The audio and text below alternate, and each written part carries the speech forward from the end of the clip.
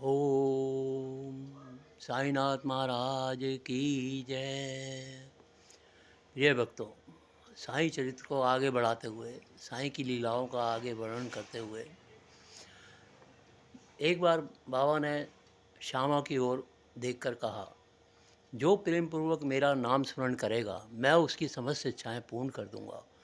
उनकी भक्ति में उत्तरोत्तर वृद्धि होगी। जो मेरे चरित्र और कृत्यों का श्रद्धापूर्वक गायन करेगा उसकी मैं हर प्रकार से सदैव सहायता करूँगा। जो भक्तगण हृदय और प्राणों से मुझे चाहते हैं उन्हें मेरी कथाएं श्रवण कर स्वभावतः प्रसन्नता होगी। विश्वास रखो कि जो कोई मेरी लीलाओं का कीर्तन करेगा उसे परमानंद और चिर संतोष की उपलब्धि हो जाएगी।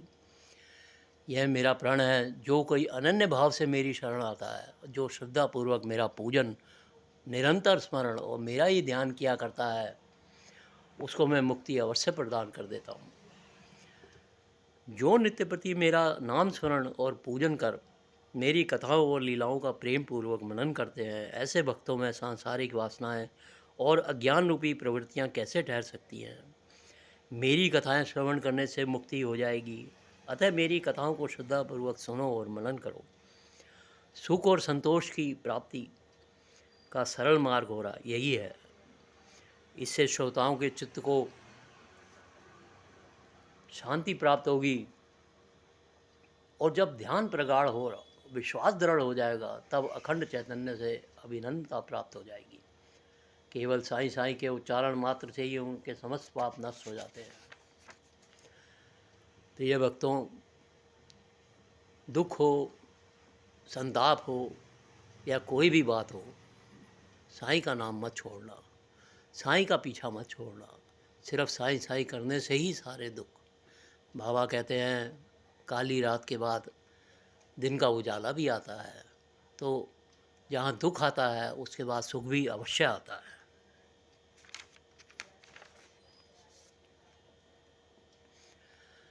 एक दिन दोपहर के समय आरती के पश्चात भक्तगण अपने घरों को लौट रहे थे। तब बाबा ने एक बहुत ही सुंदर उपदेश दिया। तुम चाहे जहाँ कहाँ भी रहो, जो इच्छा हो सो करो, परंतु यह सदैव याद रखो कि जो तुम कुछ करते हो वह सब मुझे पता है। मैं ही समस्त प्राणियों का प्रभु और घट घट में व्याप्त हूँ। मेरे ही उदर में समस्त जड़ व चेतन प्राणी समाये हुए हैं। मैं ही समस्त ब्रह्मांड का नियंत्रण करता व संचालक हूँ। मैं ही उत्पत्ति, स्थिति और संहार करता हूँ। मेरी भक्ति करने वालों को कोई हानि नहीं पहुँचा सकता है। मेरे ध्यान की उपेक्षा करने वाला माया के पाश में फंस जाता है। समस्त जंतु, चींटियाँ, परिवर्तनमान और स्थायी विश्व मेरे ही स्वरूप है। इस अध्याय में बाबा ने ये और कहा है, समस्त बाधाएं जैसे आलस्य, निद्रा, मन की चंचलता, इंद्रिय आसक्ति दूर कर और एक चित्त हो अपना ध्यान बाबा की लीलाओं की ओर और प्रेम निर्माण कर भक्ति रहस्य को जाने तथा अन्य साधनाओं में व्यर्थ श्रमित ना हो। उन्हें केवल एक सुगम उपाय का पालन करना चाहिए और वह साईं लीलाओं का श्रवण। इससे उनका ज्ञान नष्ट होकर मोक्ष का द्वार खुल जाएगा। जिस प्रकार अनेक स्थानों में भ्रमण करते हुए भी लोभी पुरुष अपने गड़े हुए धन के लिए सतत चिंतित रहता है, उसी प्रकार साईं को अपने हृदय में धारण करो। इसके बाद साईं बाबा कहते हैं कि संतों के अवतार का कार्य कैसे होता है। भगवत गीता में भगवान श्री कृष्ण कहते हैं, जब जब धर्म की हानि और अधर्म की वृद्धि होती है तब तब मैं अवतार धारण करता हूँ। धर्म स्थापन, दुष्टों का विनाश तथा साधुजनों के परित्राण के लिए मैं युग युग में जन्म लेता हूँ।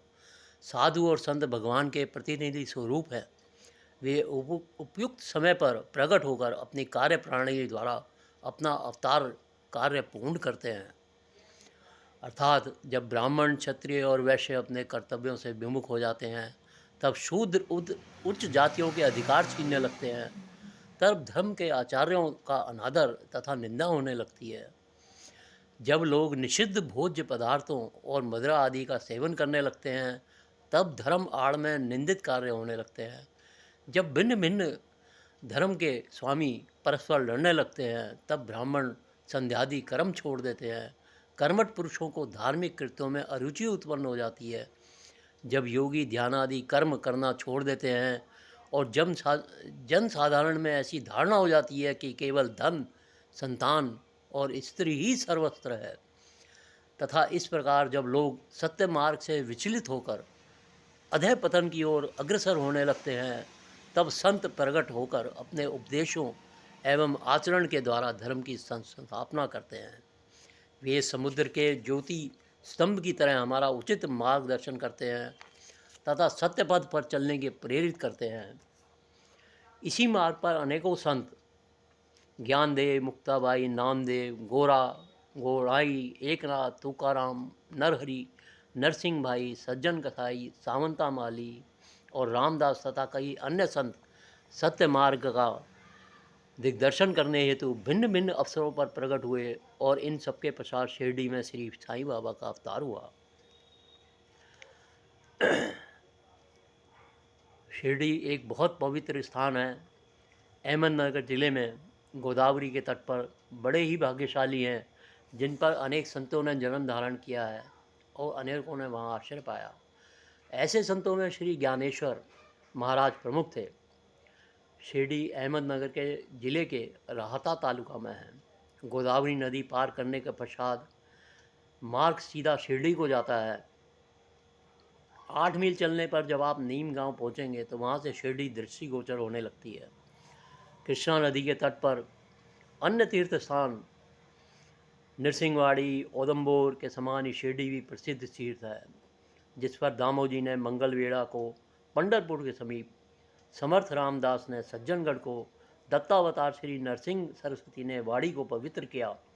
उसी प्रकार श्री साईनाथ ने शिरडी में अवतीर्ण होकर उसे पावन बनाया।